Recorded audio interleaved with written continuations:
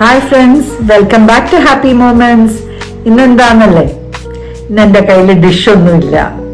പക്ഷെ നിങ്ങൾ കണ്ടു കാണും തംബ്നെയിലിൽ നല്ല മധുരമുള്ള കൊഴുക്കട്ടയും മധുരം ഇല്ലാത്ത കൊഴുക്കട്ടയും ഉണ്ടാക്കിയിട്ടുണ്ട്. അപ്പോൾ ഇതിൻ്റെ അകത്ത് ഈ മധുരമുള്ള കൊഴുക്കട്ട തന്നെ 2 തരത്തിലാണ് ഉണ്ടാക്കിയിരിക്കുന്നത്. ഒരെണ്ണം ശർക്കര നിറച്ചതും ഒരെണ്ണം പഞ്ചസാരയും തേങ്ങയും. അത് ആ കോമ്പിനേഷൻ പഞ്ചസാര. ഇനി ശർക്കര ഇഷ്ടമില്ലാത്തവർക്ക് പഞ്ചസാരയും കഴിക്കാം. ഓക്കെ, ഭയങ്കര ടേസ്റ്റാണ്. നല്ല ചൂട് കൊഴുക്കട്ട. ഇനി അതൊന്നും വേണ്ട, അതൊന്നും ഇഷ്ടമല്ലാത്തവർക്ക് സാധാരണ കൊഴുക്കട്ട എന്ന് പറഞ്ഞു കഴിഞ്ഞാൽ ഉപ്പുള്ള കൊഴുക്കട്ട. അത് ഞാൻ കടുവറുത്ത് നേരത്തെ കാണിച്ചിട്ടുണ്ട്. ഇത് കടുവറുക്കാണ്ട് ചുമ്മാ നമുക്ക് ചായയുടെ കൂടെ കാപ്പിയുടെ കൂടെയൊക്കെ വെറുതെ ഇങ്ങനെ പെറുക്കി കഴിക്കാൻ ചെറുത്. അപ്പം അങ്ങനെയും ഞാൻ ഉണ്ടാക്കിയിട്ടുണ്ട്. അപ്പോൾ ഇതൊന്ന് വീഡിയോ കണ്ടു നോക്കൂ നിങ്ങൾ. ഭയങ്കര ടേസ്റ്റാണ്. നല്ല മഴ പെയ്തുകൊണ്ടിരിക്കുമ്പോൾ നല്ല ചൂടാവി പറക്കുന്ന കൊഴുക്കട്ട കഴിക്കാനുണ്ടല്ലോ, ഭയങ്കര ടേസ്റ്റാണ്. ഡയബറ്റിക് അല്ലാത്തവർക്ക് ഓക്കെ, ഡയബറ്റിക് ഉള്ളവർ കുറച്ച് കൊതി കൺട്രോൾ ചെയ്യേണ്ടി വരും അല്ലേ. അപ്പൊ എൻ്റെ ഈ ചാനൽ സബ്സ്ക്രൈബ് ചെയ്യാത്തവർ ഒന്ന് സബ്സ്ക്രൈബ് ബട്ടൺ ഞെക്കിയേക്കണേ. എന്നിട്ട് നമുക്ക് വീഡിയോയിലോട്ട് പോവാം. വീഡിയോ ഒന്ന് കണ്ടു നോക്കൂ. എന്നിട്ട് എല്ലാവരും അങ്ങനെ ഒന്ന് ഉണ്ടാക്കി നോക്കൂ കൊഴുക്കട്ട. കമന്റ്, എന്നിട്ട് കമന്റ് ബോക്സിൽ വന്ന് കമന്റും ചെയ്യണം, ലൈക്കും ചെയ്യണം, ഷെയറും ചെയ്യണം. പിന്നെ പറയണ്ടല്ലോ, സബ്സ്ക്രൈബും ചെയ്യണം. ഓക്കെ, അപ്പൊ നമുക്ക് വീഡിയോ കണ്ടാലോ. ഇതിൻ്റെ അകത്തൊരു വലിയ ചരുവ എടുക്കുക. അതിൻ്റെ അകത്തൊരു നമ്മൾ ഇടിയപ്പത്തിനൊക്കെ എടുക്കുന്ന പൊടിയുണ്ടല്ലോ, അപ്പത്തിന് ഇടിയപ്പത്തിന്, അതുപോലത്തെ നൈസ് പൊടി ഒരു 2.5 കപ്പ് ഞാൻ 2 കപ്പ് നിറച്ചെടുത്തിട്ടുണ്ട് കേട്ടോ. എന്നിട്ട് അതിൽ നല്ല അതിനകത്ത് ഉപ്പിട്ട് കൊടുക്കണം, 1 ടീസ്പൂൺ ഉപ്പ്. ബിക്കോസ് ആ തോടിന് ഉപ്പില്ലെങ്കിൽ ഒരു ടേസ്റ്റ് ഇല്ല. തോട് കടിക്കുമ്പോൾ ഒരു ഉപ്പ്, ചെറിയ ഉപ്പ് രസം വേണം. എന്നിട്ട് നല്ല തിളച്ച വെള്ളമായിരിക്കണം. ഞാൻ കെറ്റിലിൽ ഇപ്പം അങ്ങോട്ട് തിളപ്പിച്ച് കൊണ്ട് വെച്ച വെള്ളമാണ് അത്. ഞാൻ ഇതിൻ്റെ അകത്ത് കുറേശ്ശെ ആയിട്ടാണ് ഒഴിച്ചു കൊടുക്കുന്നത്. ഒരുമിച്ച് ഒരിക്കലും ഒഴിച്ചു കൊടുക്കരുത് വെള്ളം. എന്നിട്ട് തവിയുടെ ബാക്ക് സൈഡ് വെച്ചിട്ടാണ് ഞാൻ ഇളക്കുന്നത്. അതാണ് എനിക്ക് കുറച്ചുകൂടി എളുപ്പമായിട്ട് തോന്നിയത്. അങ്ങനെ ഇളക്കി എനിക്കൊരു 2.25 കപ്പ് വെള്ളം ആവശ്യം വന്നിട്ടുണ്ട്. ഇത് മൊത്തം ഒന്ന് ചേർന്ന് വരാനായിട്ട് ഒന്ന് കട്ടയായിട്ട് വരും. അത് ഒരുപാട് വെള്ളമാക്കി ലൂസാക്കി കളയരുത് കേട്ടോ. അപ്പം നല്ല കട്ടിക്ക് നമ്മൾ ചപ്പാത്തി കുഴക്കത്തില്ല, ആ ഒരു രീതിയിൽ നമുക്ക് എല്ലാം കൂടി ഒന്ന് മിക്സായി അടുപ്പിച്ച് വരും തോന്നുമ്പോൾ നമ്മൾ വെള്ളം ഒഴിക്കൽ നിർത്തുക. എന്നിട്ട് കുറച്ച് എണ്ണയും കൂടി ഞാനിതിൻ്റെ അകത്ത് സ്പ്രേ ചെയ്ത് കൊടുക്കുന്നുണ്ട്. അല്ല, സ്പ്രേ ചെയ്യില്ലെങ്കിൽ ഒരു ടീസ്പൂൺ എണ്ണയും കൂടി ഒഴിച്ചിട്ട് ഒന്ന് ഇതുപോലെ ഇളക്കി നമ്മൾ വയ്ക്കുക. ഒരു അരമണിക്കൂർ അടച്ച് അങ്ങ് വെച്ചേക്കുക. അതിനെപ്പറ്റി അങ്ങ് മറന്നേക്കുക അരമണിക്കൂറത്തേക്ക്. ആ സമയം കൊണ്ട് നമുക്ക് ഇതിന് വേണ്ടിയുള്ള ബാക്കിയുള്ള ഇൻഗ്രീഡിയൻസ് റെഡിയാക്കി എടുക്കാം. അതിന് വേണ്ടത് നമുക്ക് പഞ്ചസാരയാണ്. ഞാനിവിടെ 3 തരത്തിലുണ്ടാക്കുന്നുണ്ട്. പഞ്ചസാരയും ശർക്കരയും പിന്നെ അതൊന്നും ഇല്ലാണ്ട് വെറുതെ ഉള്ളതും. അപ്പോൾ ഇതിന് ഞാനൊരു 1/2 കപ്പ് പഞ്ചസാരയും ഒരു 1.25 കപ്പ് തേങ്ങയും കൂടി എടുത്ത് കുറച്ച് ഒരു 4-5 ഏലക്ക നല്ലപോലെ ഒന്ന് പൊടിച്ച് അതും കൂടി ഇട്ട് ഇതൊന്ന് മെൽറ്റ് ചെയ്യാനായിട്ടുള്ള കുറച്ച് വെള്ളം ഒഴിച്ചു കൊടുത്ത് പഞ്ചസാര ഒന്ന് ചെറുതായിട്ട് ഒരു 1.5 ടീസ്പൂൺ അല്ല 2 ടീസ്പൂൺ വെള്ളം, അതിൽ കൂടുതൽ വേണ്ടി വരില്ല എന്നാണ് എൻ്റെ ഇത് പറയുന്നത്. നിങ്ങൾ ഒന്ന് നോക്കുക, അതൊന്ന് മെൽറ്റായി വരണം. ഒരുപാട് വെള്ളമായി കഴിഞ്ഞ് കഴിഞ്ഞാൽ പിന്നെ നമുക്കത് കട്ടി പിടിപ്പിച്ചെടുക്കാൻ പാടാണ്. അപ്പോൾ ഇതുപോലെ ഏലക്കപ്പൊടിയും കൂടി ഇട്ടിട്ട് ഇരട്ടി, നമ്മളെടുക്കുന്ന അളവിൻ്റെ പഞ്ചസാരയുടെ ഇരട്ടി അല്ലെങ്കിൽ ഒരു 3 ടൈംസ് ആയാലും കുഴപ്പമൊന്നുമില്ല, ആക്കിയിട്ട് നമ്മൾ ഇളക്കി ചേർത്ത് എടുക്കുക. വേറെ കൂടുതൽ നേരമൊന്നും ഇട്ട് ഇളക്കേണ്ട ആവശ്യമൊന്നുമില്ല. പഞ്ചസാര മെൽറ്റായി കഴിഞ്ഞാൽ തേങ്ങ ഇട്ട് കൊടുക്കുക, എന്നിട്ട് ഇതിങ്ങ് എടുക്കുക. എന്നിട്ട് പിന്നെ ഞാൻ ചെയ്യുന്നതെന്ന് വെച്ച് കഴിഞ്ഞാൽ നമ്മുടെ മാവ് നല്ല സോഫ്റ്റായി തണുത്തിരിപ്പുണ്ടായിരിക്കും. അതിതുപോലെ ആദ്യം ഒന്ന് ഉണ്ടയാക്കി നല്ല നൈസ് ഉണ്ടകളാക്കും.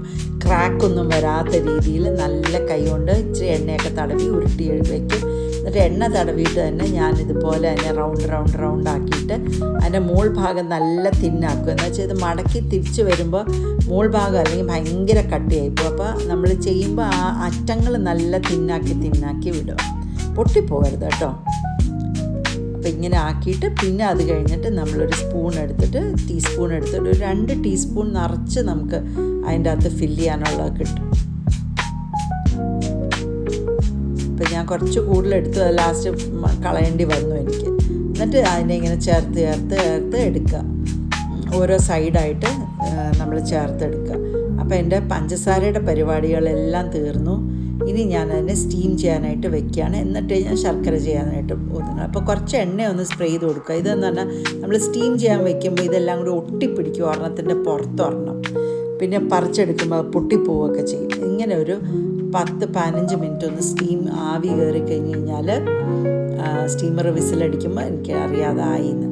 ഇനി അത് അപ്പുറത്ത് അടുപ്പത്ത് വെച്ചിട്ട് ഞാൻ ശർക്കരയ്ക്കുള്ള ഇതേ പരിപാടി, 1 കപ്പ് ശർക്കര ഉരുക്കി വെച്ചത്, കല്ലൊക്കെ കളഞ്ഞ് അരിച്ച് വെച്ചതാണ് കേട്ടോ. ഉരുക്കി അരിച്ച് വെച്ചിരിക്കുന്ന ശർക്കരയാണ്. അതിൻ്റെ അകത്തോട്ട് നമ്മളൊരു 3 ഇരട്ടി എന്ന് വെച്ചാൽ 3 കപ്പ് തേങ്ങയോളം ഞാൻ ചേർത്ത് കൊടുത്തിട്ടുണ്ട്.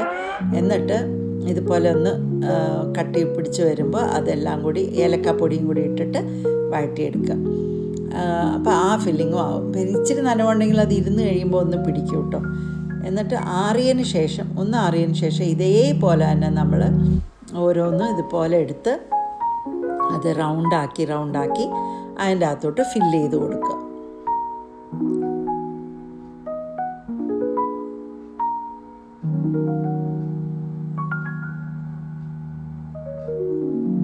ഓരോ സൈഡിൽ നിന്ന് അതിനെ പിൻ ചെയ്ത് നടുക്കോട്ട് കൊണ്ടുവന്ന് അതിലോട്ട് ആക്കി നമുക്കത് സീൽ ചെയ്യാം. ഇനി പൊട്ടൽ വല്ലതും ഉണ്ടെങ്കിൽ വേറെ കുറച്ച് മാവും കൂടി എടുത്തിട്ട് അതിനെ ഒന്ന് സീൽ ചെയ്തു കേട്ടോ, കുഴപ്പമൊന്നുമില്ല. കുറച്ച് വെള്ളം ഒന്ന് തൂത്ത് കൊടുത്താൽ മതി, അല്ല പ്ലെയിൻ ആക്കി വിട്ടാൽ മതി. അതും ആവിയിൽ വയ്ക്കുക. എളുപ്പപ്പണിയല്ലേ. നമുക്ക് ഇത് കാണുമ്പോൾ എളുപ്പമാണെന്ന് തോന്നും, പക്ഷെ കുറച്ച് പാടാട്ടോ. അപ്പോൾ എൻ്റെ മറ്റേത് പഞ്ചസാരയുള്ള കൊഴുക്കട്ട ആയിട്ടുണ്ടായിരുന്നു. ഞാനതെടുക്കട്ടെ. നല്ല സോഫ്റ്റാണ് കേട്ടോ, ഭയങ്കര സോഫ്റ്റാണ്. അതൊന്ന് കൂടുതൽ കുത്തിക്കഴിഞ്ഞാൽ പൊട്ടിപ്പോവാ രീതിയിലിരിക്കുക. വായിലിട്ട് കഴിഞ്ഞാൽ അലിഞ്ഞു പോകുന്ന കൊഴുക്കട്ടയാട്ടോ. ഭയങ്കര രുചിയാണ്. ഇതേപോലെ തന്നെ ഞാൻ ശർക്കരയുടെയും ഇതേപോലെ ആവിയേറ്റി എടുത്തു. ഇതേ കണ്ടോ, ഞാനത് കാണിച്ചില്ല എന്നേ ഉള്ളൂ. കട്ട് ചെയ്ത് ശർക്കരയുടെ എൻ്റെ കുറച്ചിങ്ങനെ ഒന്ന് ഒലിച്ചിട്ടുണ്ട്, കുഴപ്പമില്ല. ആ വെള്ളവും കൂടി ഞാനെൻ്റെ പുറത്ത് ഒഴിച്ചു കൊടുക്കും.